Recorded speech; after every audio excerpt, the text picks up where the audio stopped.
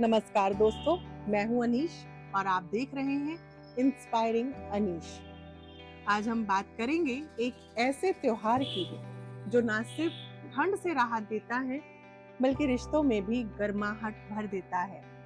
एक ऐसा पर्व जो धर्म से नहीं बल्कि मानवता, भाईचारे और साहस से जुड़ा है। जी हाँ, हम बात कर रहे हैं लोहड़ी की और आज हम लोहड़ी की असली कहानी आपके साथ शेयर करेंगे कि लोहड़ी क्यों मनाई जाती है, इस आग का क्या अर्थ है और क्यों आज भी लोहड़ी की रात लोग सुंदरिये मुंदरिये गाते हैं। दोस्तों, लोहड़ी सिर्फ एक तारीख नहीं है, ये वो रात है जब परिवार, दोस्त, रिश्तेदार सब एक आग के पास बैठते हैं, हंसी मजाक, नाच गाना और दिल से दिल की बात करते हैं।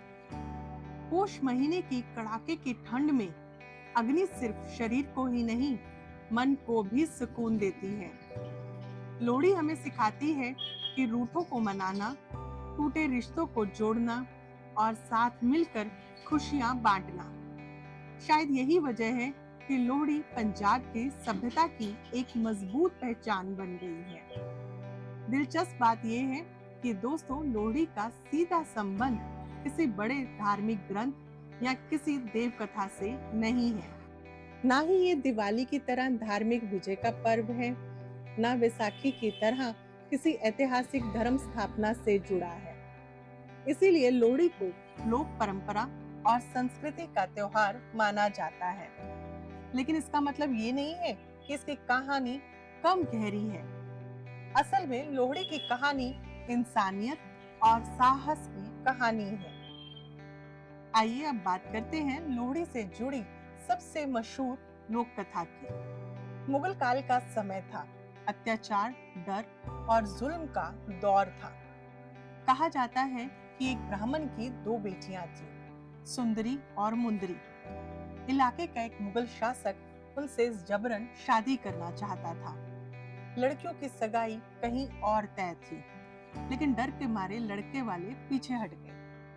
उस वक्त जब हर रास्ता बंद दिख रहा था, तब सामने आया दुल्ला भट्टी।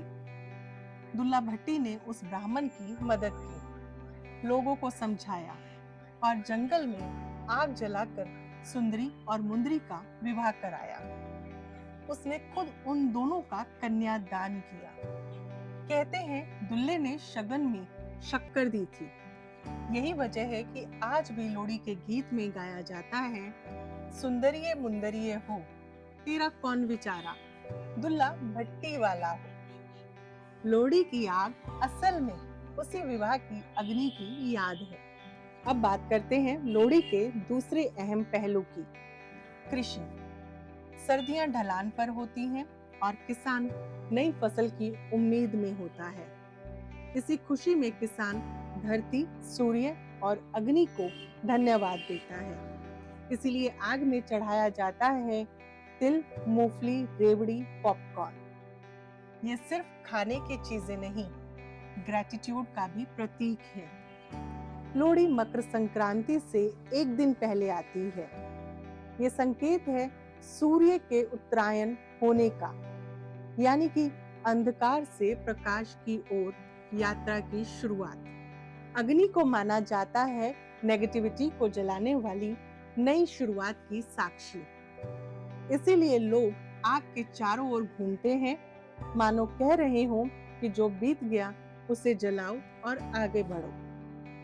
तो दोस्तों, लोहड़ी हमें क्या सिखाती है? अन्याय के खिलाफ खड़े होना, कमजोर की रक्षा करना, प्रकृति का सम्मान करना और मिलकर खुशियां मनाना। इसीलिए लोहड़ी सिर्फ पंजाबी त्योहार नहीं, बल्कि साहस, सम्मान और सामाजिक न्याय का पर्व है। दोस्तों, उम्मीद है पवित्र अग्नि का ये त्योहार मानवता को सीधा रास्ता दिखाता रहेगा। अगर ये कहानी आपको पसंद आई है तो इस वीडियो को लाइक करें, अपनों के बीच शेयर करें और साथ ही ऐसी मोटिवेशनल कहानियां सुनने के लिए चैनल को सब्सक्राइब करना बिल्कुल ना भूलें। खुश रहिए, सेहतमंद रहिए।